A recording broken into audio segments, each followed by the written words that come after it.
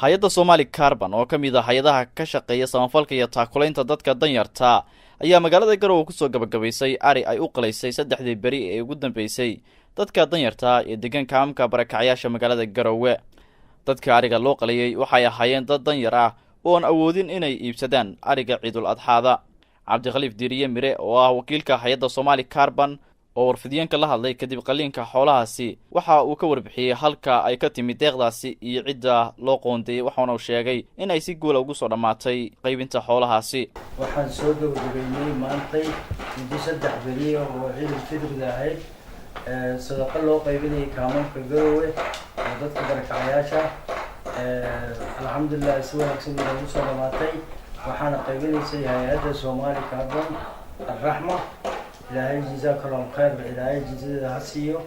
أنا سجول إنه صدماتي والسلام عليكم ورحمة الله وبركاته. علي جاب oo kamid ah gudiyada kaamamka barakacayaasha ee magaalada Garowe ayaa hay'adda Somali Carbon iyo muslimiinta deeqdaasi soo gaarsiiyay waxa uu uga mahadceliyay deeqda ay soo gaarsiiyeen. Somali Carbon ayaa noo timid waxay wadeen hilib ay u qaybinayaan dadka masaakiinta annaguna waa soo dhaweynay waxaana ugu qaybinay si nadaam ah hadda ka bacdina waxaan ku codsanaynaa inay dadka masaakiinta ay wax u keenaan oo si degdeg ah ugu keenaan wax hooy ma lahan waa hooy laayihiin 7 sano ayay hooy la'aan ku joogaan oo duus ku jiraan hay'adda waxaan ku codsanaynaa xag macnaha cunto iyo xag maaragtay ee guriba hooyba inay ka baxaan oo hay'adda naga gaarsiisaan. Cabdi Fataax Cabdullaahi Kalsan TV Garowe.